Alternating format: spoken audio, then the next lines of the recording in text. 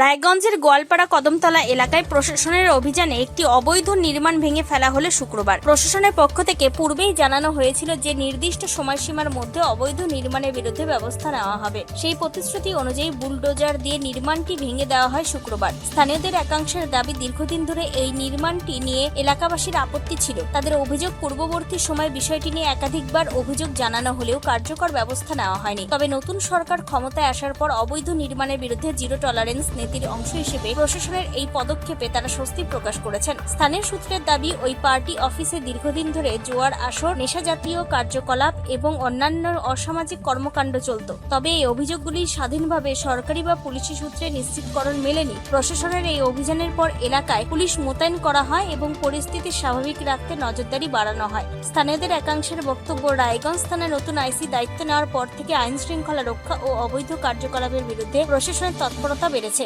তাদের আশা, ভবিষ্যতেও একইভাবে আইন অনুযায়ী অবৈধ নির্মাণ ও অসামাজিক কার্যকলাপের বিরুদ্ধে কঠোর ব্যবস্থা নেওয়া হবে। এই বিষয়ে এক স্থানীয় নিরঞ্জন রায় কি বলছেন শুনুন। নিরঞ্জন রায়, আচ্ছা, এই ক্লাব নিয়ে তো আপনাদের দীর্ঘদিন একটা অভিযোগ ছিল। হ্যাঁ অবশ্যই। আজকে কি হচ্ছে? আজকে তার কি বলবো, অন্য ভাষায় বলতে ওটার গতির শেষ হলো। এতদিন এখানে রাত চলতেছিল, তৃণমূলের অপচয়ের কিছু দুষ্কৃতী বাহিনীরা এখানে যা ভাবছে সেইভাবে এরা করছে, এবং কি আমাদের প্রত্যেকের মা বোনের প্রতি অত্যাচার, এবং কি ছোট ছোট ভাই বোনদের তাদেরকে নেশার একটা দ্রব্য ধরাই দিয়ে তারা যা খুশি করত, কেউ প্রতিবাদ করার মতো নাই। এই পাশে আমি একটা দোকান নিয়ে আমি দুইটা কন্যা সন্তানকে নিয়েছিলাম, তাদের এত জ্বালা অত্যাচার সহ্য করছি, তাও আমি বুকের থেকে ছেড়লাম যে এর একটা বিচার দেখেই ছাড়বো। আজকে আমি খুব আনন্দিত এই বিচারের পুলিশে ভেঙে দেওয়া হচ্ছে পুরোটাই আনন্দ। আমি যখন সকাল থেকে এসে আমি ছিলাম না, আমার দুটো মেয়ে ছিল, তাদেরকে স্কুলে আদান প্রদান করতে হয়েছে। এই মুহূর্তে পুরোপুরি ভাবে ফ্রি। কি দেখলেন সকাল থেকে? সকাল থেকে এসে দেখলাম, এখন বর্তমান দেখতেছি ভাঙন হচ্ছে, আর হলো জেসিবিতে ভাঙা হচ্ছে। যেই জেসিবিটা নিয়ে আসছে, এই জেসিবিটাতে বর্তমান আমাদের আজকে পুরো দিনে কমপ্লিট হবে না। অনুরোধ করতেছি যে এই জেসিবি ছাড়া আরেকটা অন্য একটা জেসিবির দরকার, প্রয়োজন একান্তই। এটা যদি আপনারা সাংবাদিকের মাধ্যমে বলতে পারেন তো বলুন। আমি পাশাপাশি অপর এক এলাকাবাসী রেবা মণ্ডল কি বলছেন শুনুন। আচ্ছা, বলছি এই যে এটা নিয়ে আপনাদের দীর্ঘদিন একটা অভিযোগ ছিল, কি হলো আজকে? দীর্ঘদিন ধরে অভিযোগ ছিল, এবং সেই আমরা গ্রামবাসী সমস্ত সবাই মিলে একত্রিত হয়ে আমরা থানাতে, সেটাই আজকে তার শুরু হলো। এর আগের দিন গ্রামবাসী মিলে সবাই আমরা ভাঙার চেষ্টা করেছিলাম, কিছু অংশ ভেঙেছিল, কিন্তু আমাদের থানা থেকে এসে থানায় আইসি সাহেব আমাদের ভরসা দিয়েছিলেন যে 3 দিনের মধ্যে কাজটা কমপ্লিট করবে, যে আমাদের হাতে ছেড়ে দেন।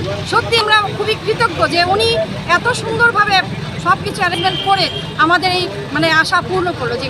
এখানে আমাদের নরক রাজ্য করে তুলেছিল, আজকে এটা যদি সমস্ত কিছু নির্মূল যদি হয়, আমাদের সত্যি আমরা খুব শান্তি পাবো।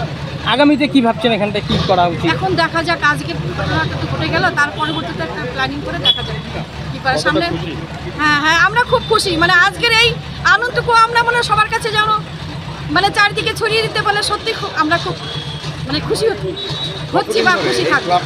কতদিন ধরে আছে এটা? অনেক দিন থেকেই, আজকে 5-6 বছর ধরে, বিশেষ করে 2-3 বছর ধরে বেশি অত্যাচার করেছে।